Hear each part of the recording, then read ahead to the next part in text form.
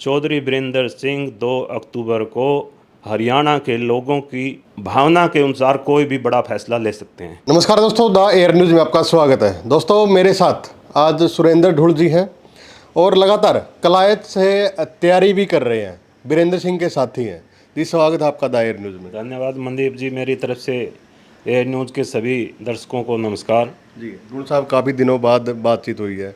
वीरेंद्र सिंह जी कह रहे हैं कि 30 साथी इकट्ठा, एक मजबूत साथी साथ में खड़े करने हैं, तो इसका मतलब क्या समझें? देखिए, चौधरी वीरेंद्र सिंह का प्रदेश में नहीं देश की राजनीति में एक अहम स्थान है। उन्होंने ही सदा ही सच्चाई ईमानदारी की राजनीति की है।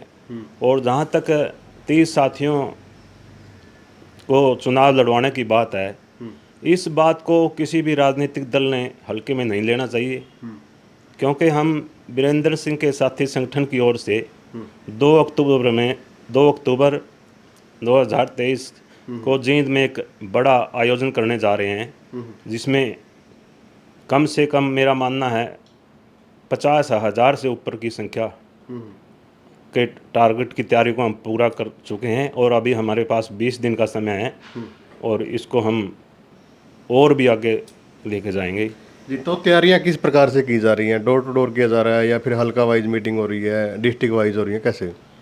जहाँ तक कैथल ज़िले की बात है, कैथल ज़िले में हम पहले कलायत में मीटिंग कर चुके हैं और आने वाली 10 तारीख को पूरा दिन चौधरी वीरेंद्र सिंह कैथल ज़िला का दौरा करेंगे, जिसमें मुख्य रूप से वो 10 बजे गोला में अपने पुराने साथियों से रूबरू होंगे। उसके बाद जो स्प्रिंग फील्ड रिजॉर्ट है जींद रोड कैथल में, वहाँ डिस्ट्रिक्ट के और मुख्य रूप से कलायत विधानसभा के उसमें साथी सक्रिय साथी हैं, जो ग्रुप लीडर हैं, उसमें वो भाग लेंगे। और उसके पश्चात वो रवि आर्य है हमारे युवा साथी, उनके प्रतिष्ठान पर आर्यवीर दल जो आर्य समाज से जुड़ा हुआ है और आर्य समाज का देश को आगे ले जाने में, सामाजिक उत्थान में अहम योगदान है, उन युवा साथियों से भी वो मिलेंगे। आप साथ में रहते हो तो कहीं ना कहीं ये बात चल रही है जैसे जनता में कि वीरेंद्र सिंह जी कांग्रेस से चुनाव लड़ सकते हैं, कांग्रेस में जा सकते हैं। सच्चाई क्या है? देखिए, चौधरी वीरेंद्र सिंह का गांधी परिवार में विशेष उनका लगाव कहूँ मैं, वो पारिवारिक रिश्ता है और सोनिया गांधी जी से उनके निजी तौर पर रिश्ते हैं। और जब 2014 में उन्होंने कांग्रेस छोड़ी थी, तो उस टाइम भी सोनिया गांधी को सारी परिस्थितियों से अवगत करवा करके वो पार्टी छोड़ कर के आए थे। और सोनिया गांधी जी को चौधरी वीरेंद्र सिंह के जाने का इतना दुख था कि वो उनकी आंखें नमन हो गई थी, आंसू आ गए थे। और इस चीज़ को वीरेंद्र सिंह देख नहीं पाए, तो वो चल के उठ के आ गए थे।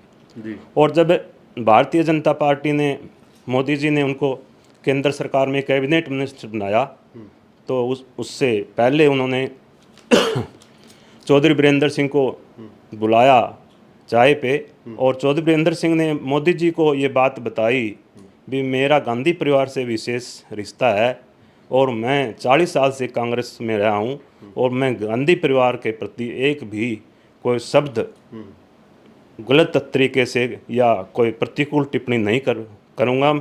ये मेरा ईमान है। और ऐसा ईमान बहुत कम नेताओं में होता है जो किसी रिश्ते को निभाते हैं राजनीति में। जी। तो कलायत से क्या कुछ तैयारियां हैं? मौजूदा मंत्री जी काम कर रही हैं, कैसे क्या कुछ?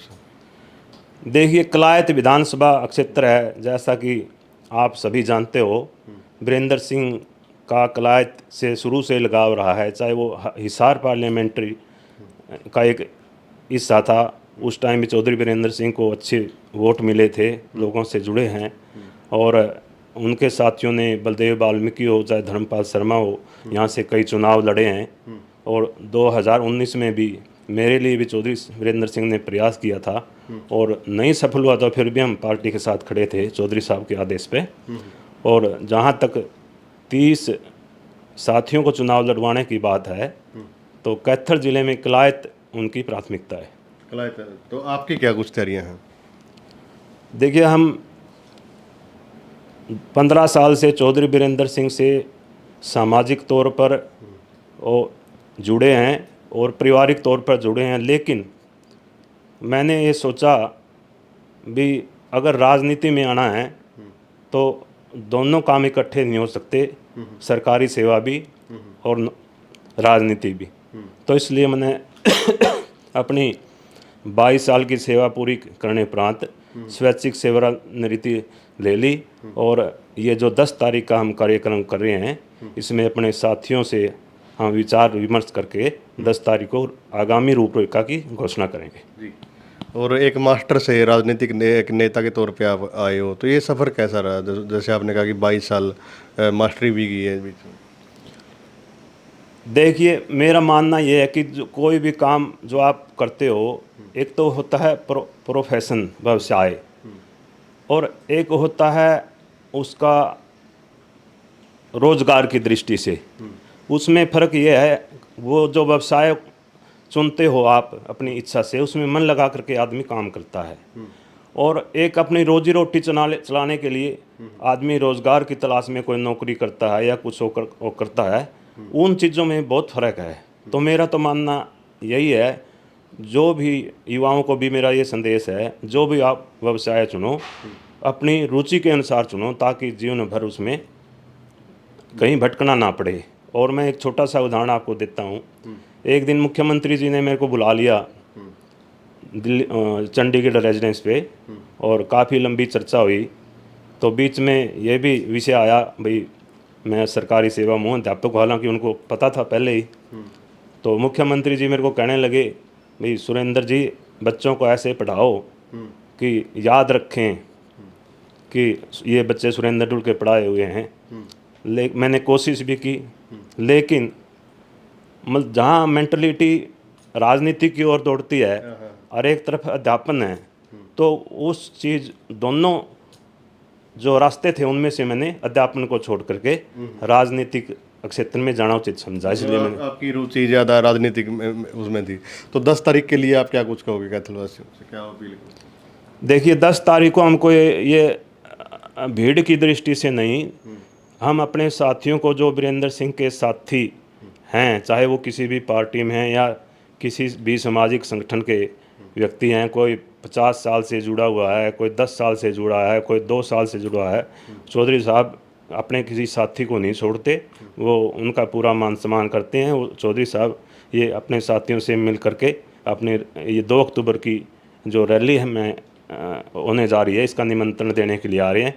और दूसरी बात, जो 2 अक्टूबर का कार्यक्रम है मेरी आवाज़ सुनो, ये गैर राजनीतिक प्रोग्राम है, क्योंकि ये जो हमारा संगठन है वीरेंद्र सिंह के साथी, ये गैर राजनीतिक संगठन है, लेकिन चौधरी वीरेंद्र सिंह 2 अक्टूबर को हरियाणा के लोगों की भावना के अनुसार कोई भी बड़ा फैसला ले सकते हैं। जी, धन्यवाद बातचीत करने के लिए। तो भाई सुरेंद्र ढुल जी से बातें करी हैं, और जो आपको कैसी लगी हैं बातें, कमेंट के माध्यम से अपनी राय दें। और सबकी निगाहें 2 अक्टूबर की एक बड़ी रैली पे है जो चौधरी वीरेंद्र सिंह करने वाले हैं। तो सबकी निगाहें, क्योंकि बड़ा नेता है, केंद्रीय नेतृत्व कर चुका है, तो क्या कुछ फैसला वो लेता है। और एक बड़ा बयान भी दिया कि 30 मजबूत साथी, यानी कि 2 दर्जन से ज़्यादा मजबूत साथी उनको चाहिए। तो कहीं ना कहीं इशारा भी है एक बड़ा। तो क्या कुछ होता है, देखते रहिए द एयर न्यूज़।